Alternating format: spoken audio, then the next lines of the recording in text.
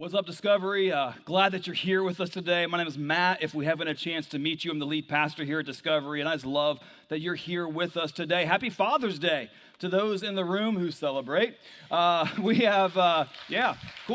Dads, take it in, soak it in. It doesn't happen often. All right, we have Arnold Palmer's. We've got all kinds of golf swag and drinks and snacks in the lobby. Some golf tees with dad jokes on them. Golf Father is mine. The Golf Father is mine. So make sure you stop by there. And obviously, we're celebrating because our city has the U.S. Open in Oakmont going on today. I got to go Tuesday, check out a little bit of a practice round. I know some good friends of mine are there today or are going later today, so that's kind of fun.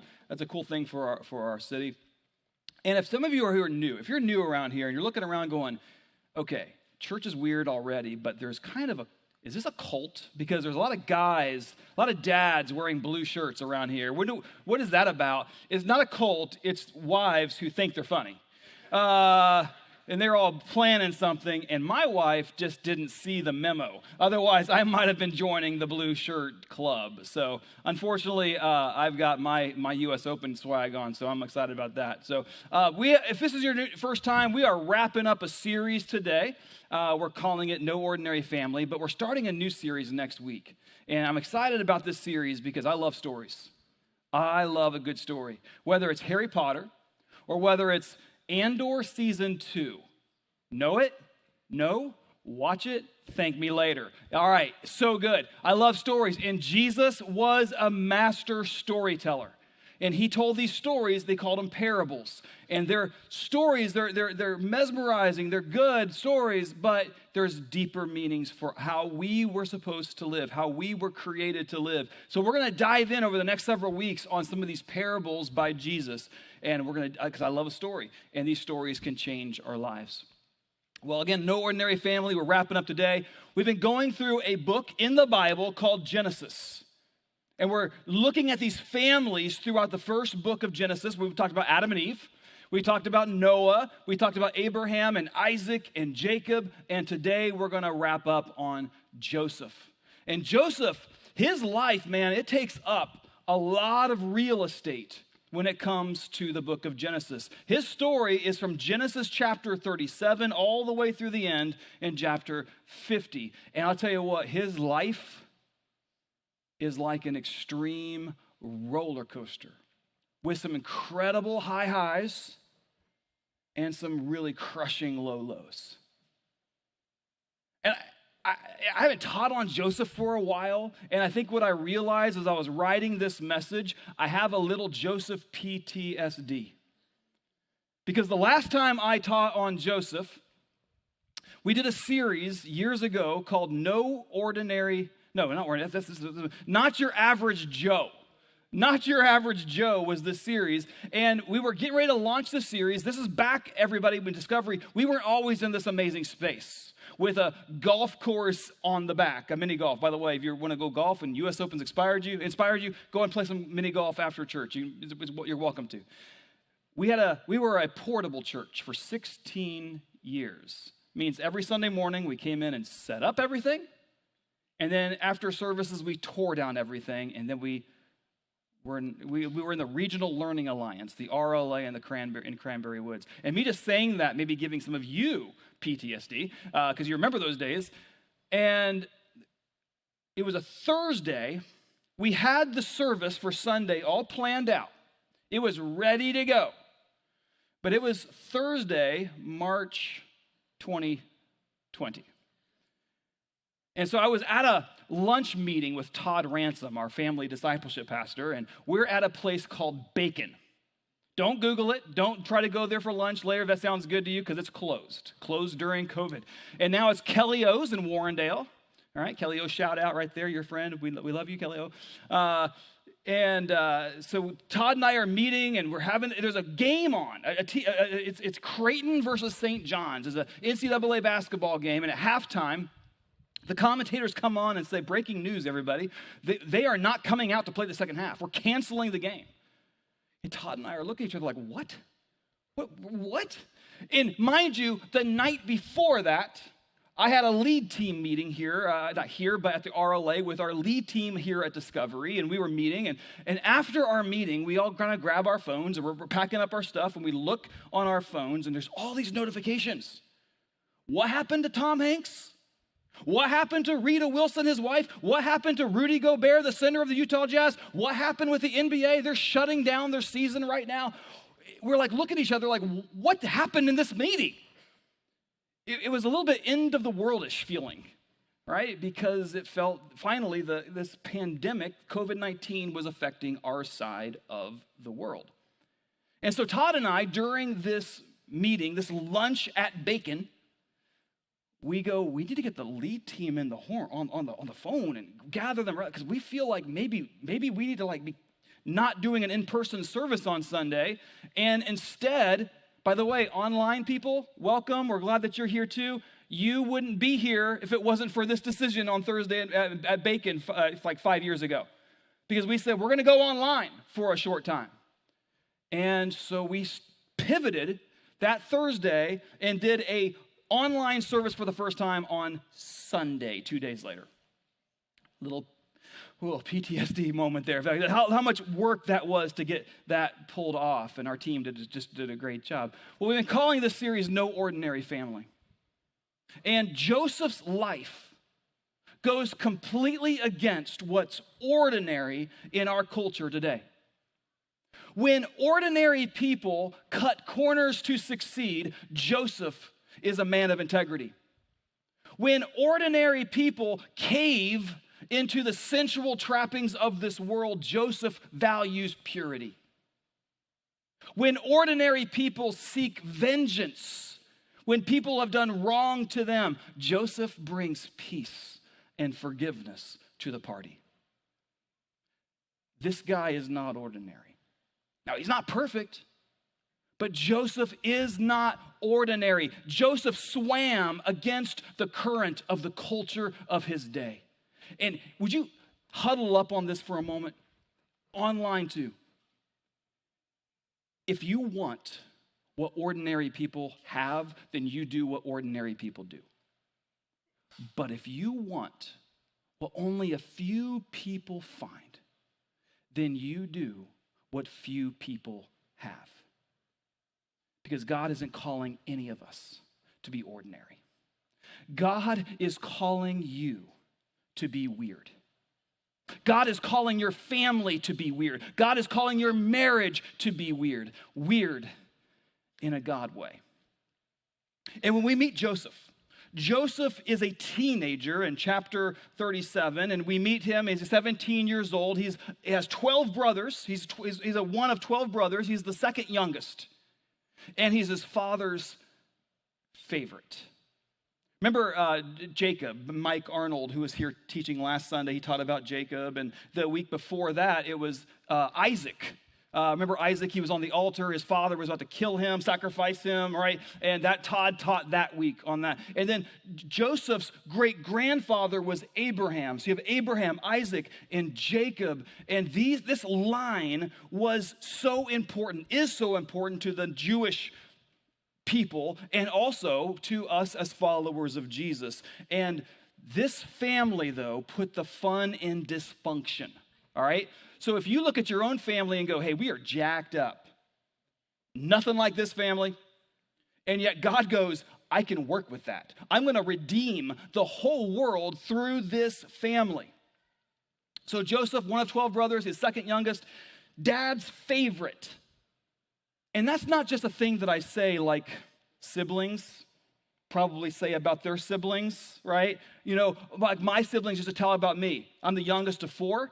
And they would be like, Mom, Dad, you would never let us do the things you let Matthew do when we were his age. And they would joke about it and things, but to this, it was real.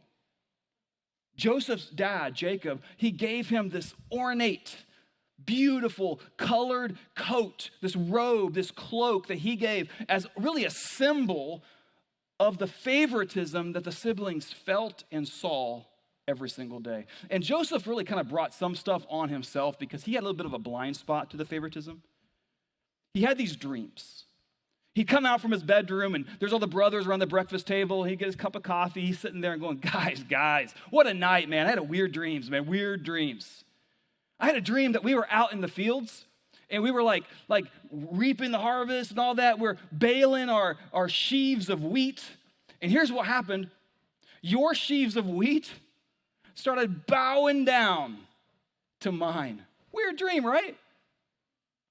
And the brothers are just kind of shooting looks across the table, like, you can believe this guy. And they hated him. They hated him for what he represented and how they made him feel. And so they planned to kill him. Don't worry, they didn't go through with it. They just said, hey, brother, let's go for a hike. Brother says, okay, I'll hang out with the bros. That's good. It sounds good. And they grab him, and they beat him, and they take his cloak, and they throw him in a pit. And a caravan heading towards Egypt is coming by, and they sell their brother. They traffic their brother to Egypt. And then they take the cloak, and they dip it in animal's blood. They go to Dad. They're like, Dad, look what we found in the woods. This kind of looks like, could it be Joseph's? And the dad is just wrecked. Jacob is wrecked. He knows, he believes his son has just been at the hands of some horrible end, some kind of animal, creature, whatever, destroyed him.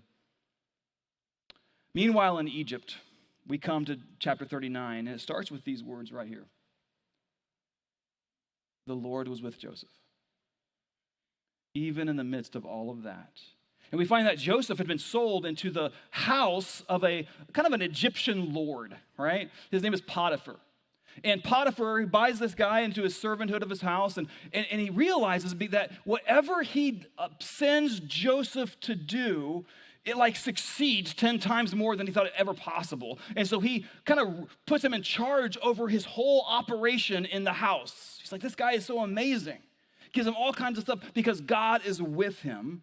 God raises Joseph up even in this situation. But then we learn that Potiphar's wife is a bit of a cougar. She's an apex predator, and Joseph is her prey. And the Bible even calls it out. It says, Joseph was well-built and handsome.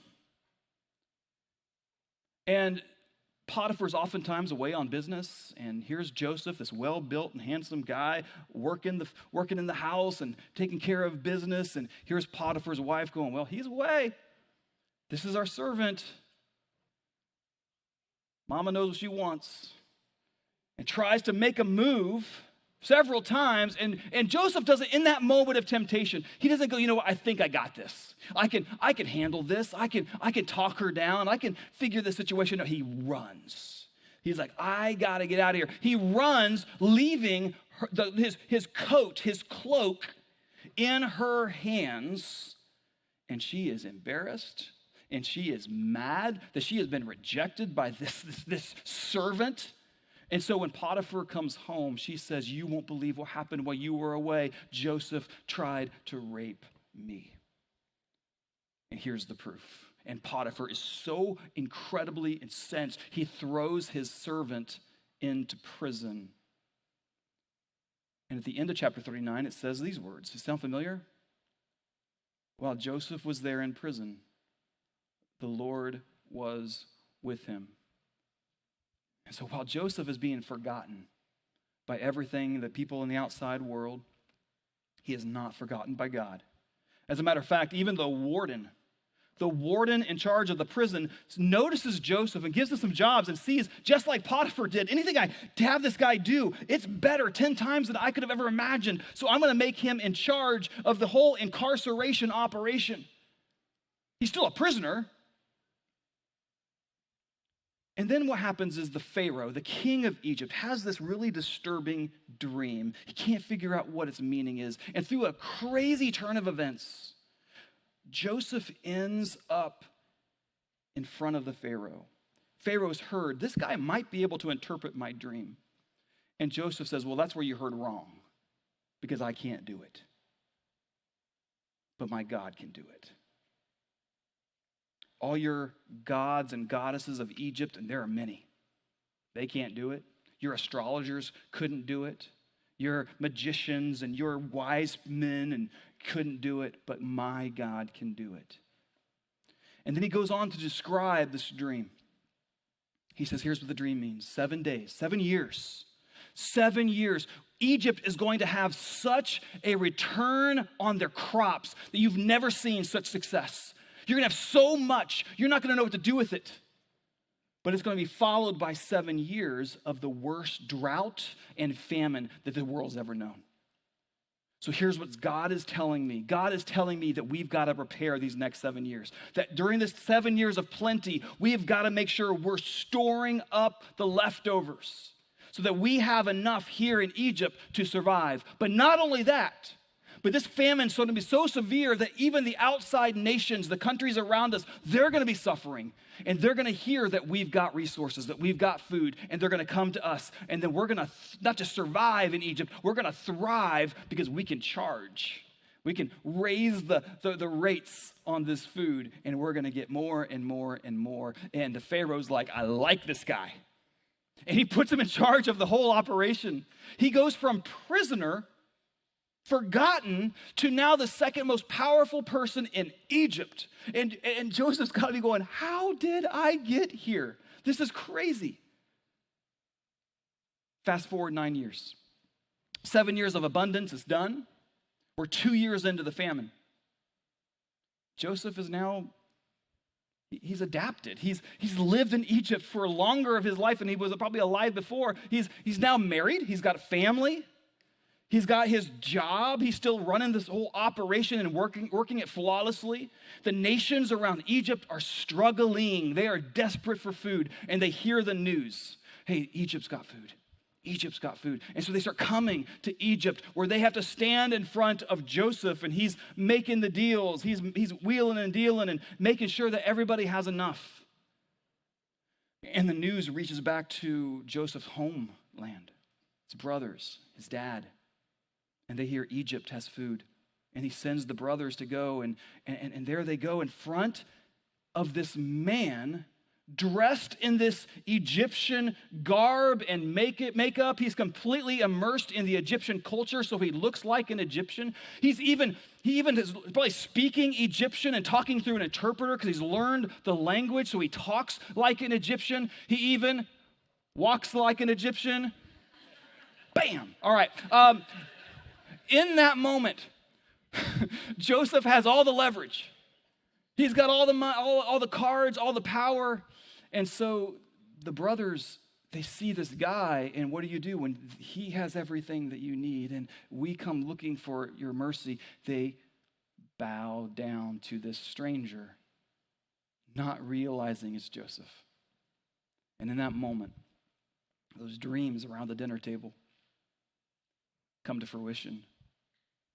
Now, Joseph, obviously, he recognizes exactly who these guys are. And it takes him a while because he has to leave the scene. He just times out and walks behind the curtain and back to his office, and he just starts to wail and weep. He is an open wound. He's reeling from what he's just experienced, all the trauma, all the hurt. And he's probably, don't we do this? Imagining all the revenge fantasies in his mind. Well, if I ever get the chance, if they ever get in front of me, you know what I'm going to do? Oh, I cannot wait. Oh, it'd be so amazing. What will he do? Verses of chapter 45 says, then Joseph could no longer control himself before his attendants. He cried out, have everyone leave my presence. So there was no one with Joseph when he made himself known to his brothers. And he wept so loudly that the Egyptians heard him and Pharaoh's household heard about it. Joseph said to his brothers, I am Joseph. Is my father still living? But his brothers were not able to answer him because they were terrified at his presence. What must they be thinking?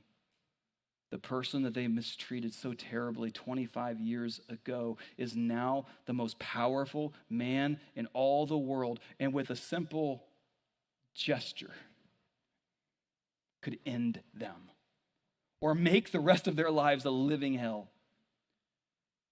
And Joseph holds all the cards, and so they're scared that they can't even respond. But Joseph in that moment takes all his power and all his cards and puts them on the table.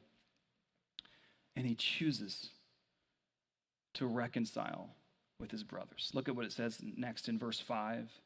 It says, "Now, do not be distressed, do not be angry with yourselves for selling me here, because it was to save lives that God sent me. God sent me ahead of you.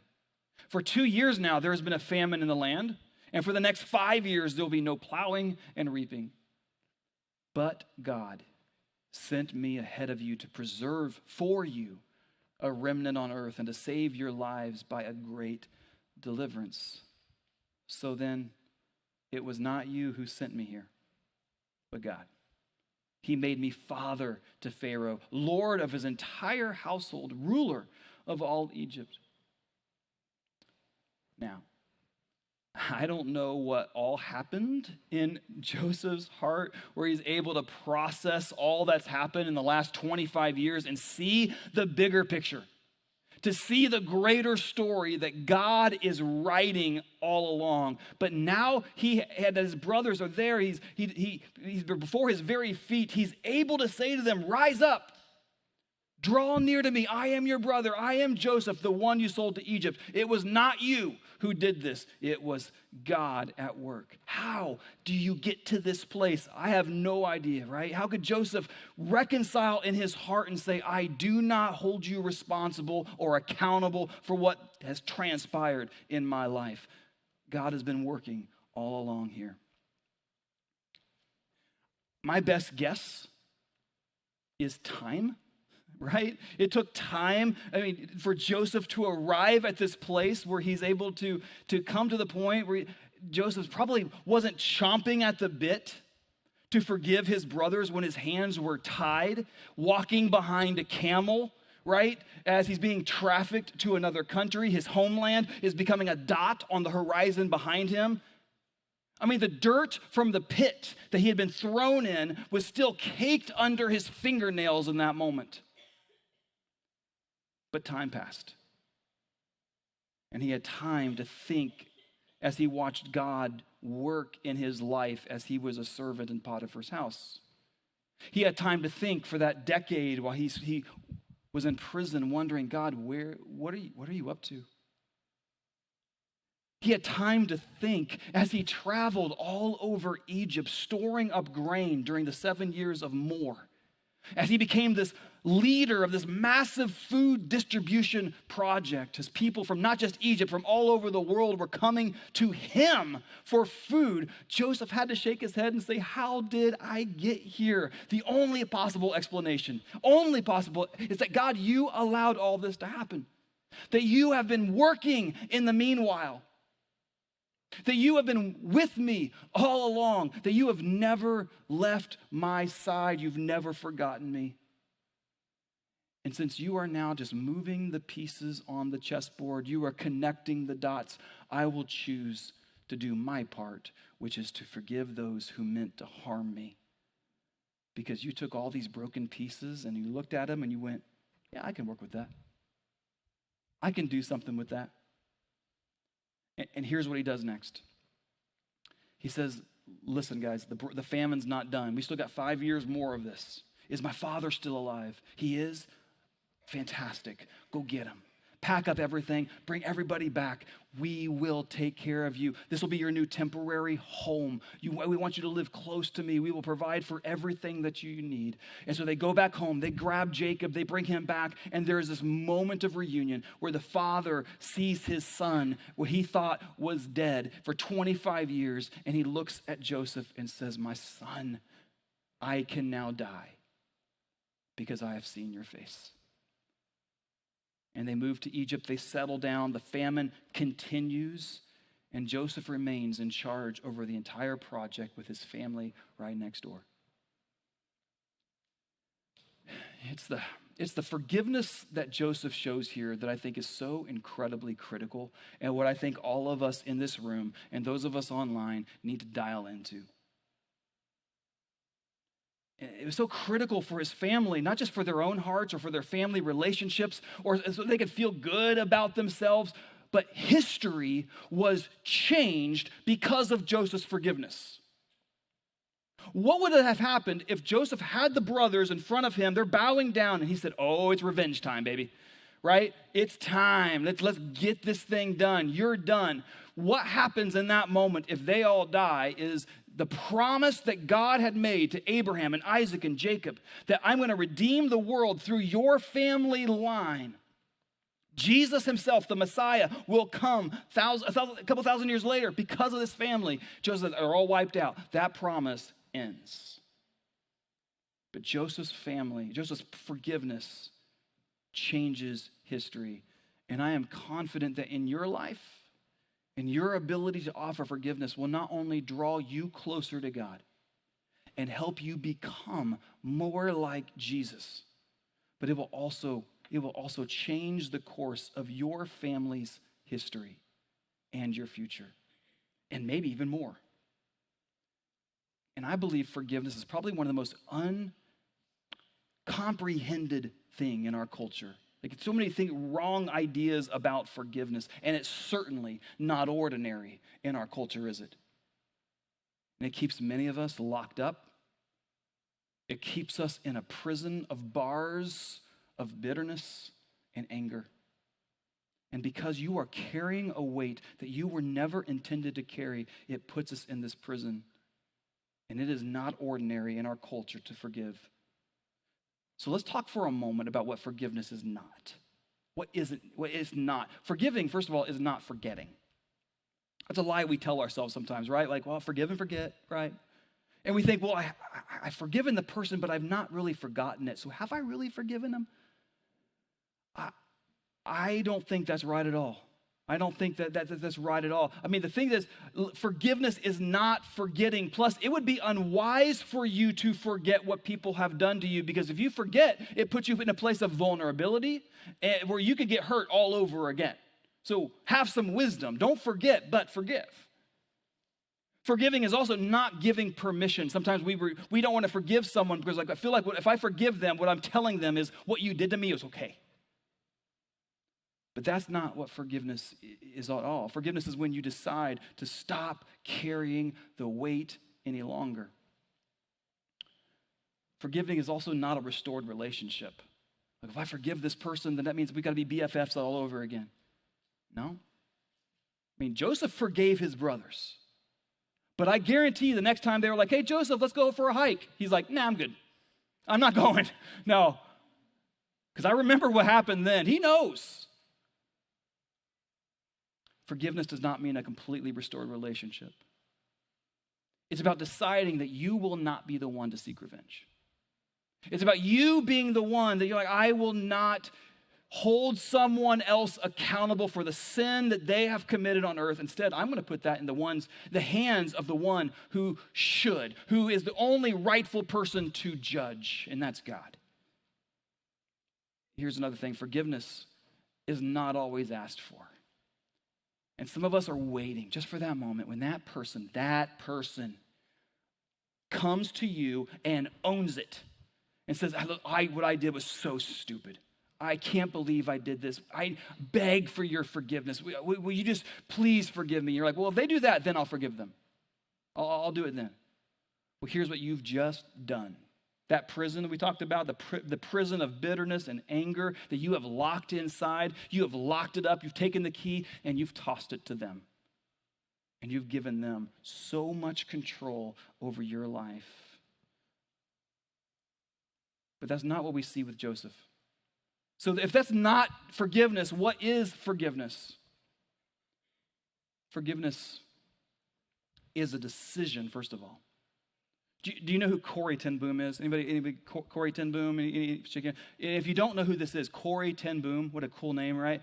You need to Wikipedia this person. You need to read a book. You need to check this person out. Unbelievable story. She was a Dutch Christian who saw what the atrocities that were happening in Nazi Germany and took it upon herself and her family to hide Jewish people from the Nazis. And she was found out. She was thrown into a concentration camp for a time, suffered under that camp. She survived. She was able to live after she was liberated. She survived the Holocaust. And she devoted her life to telling others a message of forgiveness and faith in Christ. What a radical life. Who can look at her, the ones who put her in prison, who were caused so much devastation, and said, I can forgive you. I will forgive you. And here's what she says. Forgiveness is an act of the will. And the will can function regardless of the temperature of the heart. In other words, forgiveness can be given even when you don't feel like it. As a matter of fact, the reality is you will choose to forgive someone long before your heart is ready to forgive them. You will make a calculated decision because you are wrecked by what God has done in your life.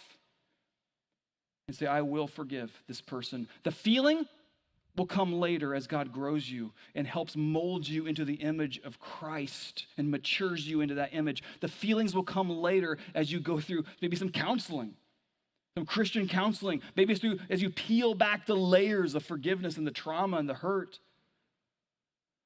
Another key part of forgiveness is rarely a one and done decision.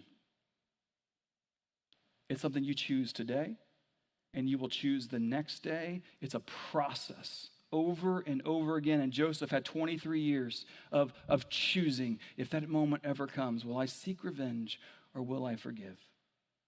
It happens over a period of time. And lastly, forgiveness is freedom. Forgiveness is freedom. It's a weight lifted. It's you saying, I am laying this down. I'm opening up this gate. I was never meant to carry this load. So here's the question to leave you with today.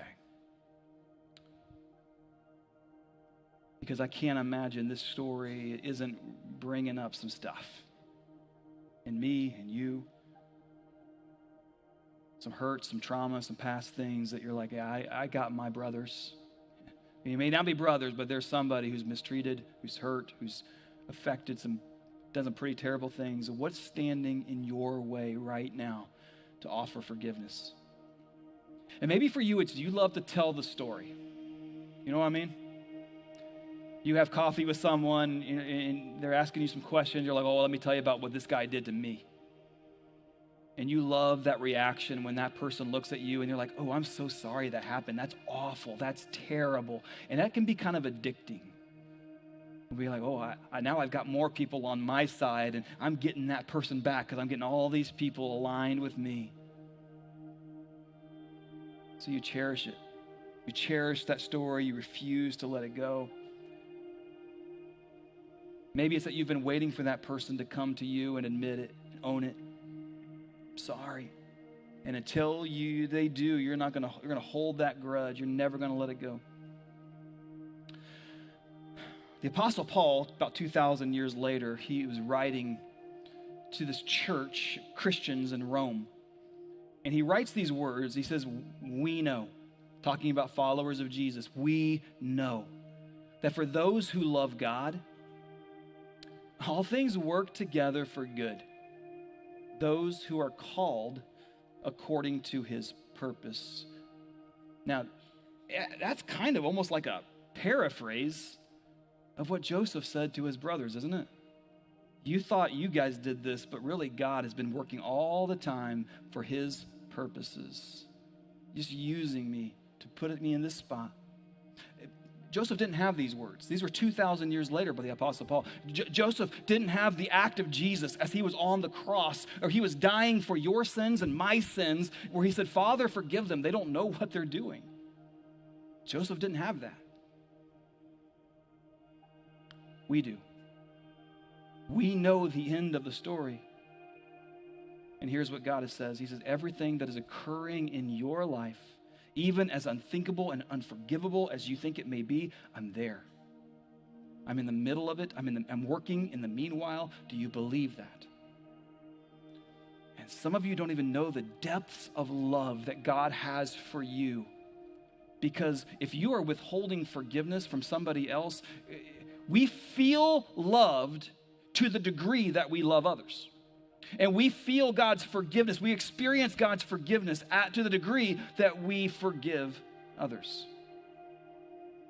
And if you unlock the chains of your heart that are gripping you today, you will walk away with so much less weight and walk in a deeper understanding of what God does for us in a very real way. So the question for you is who? Who do you need to forgive today? Who is it? This is the next step. There's some real stuff to take here, some next steps. Who do you need to forgive today? Let's pray. Father, God, we need you. We need your presence. We need to know that you're with us. And my prayer is that your presence would just fall on every one of us in this room, even people who are like, I came to church today because I came with my dad and he wanted me to do it. I don't really get this stuff. But you're just knocking on the hearts of that person, and every one of us saying, I'm ready. I'm with you now already, but you just need to be aware of it, and I have more for you than what you could possibly know. Would you just surrender to me? Would you follow me? Stop living your way, live my way.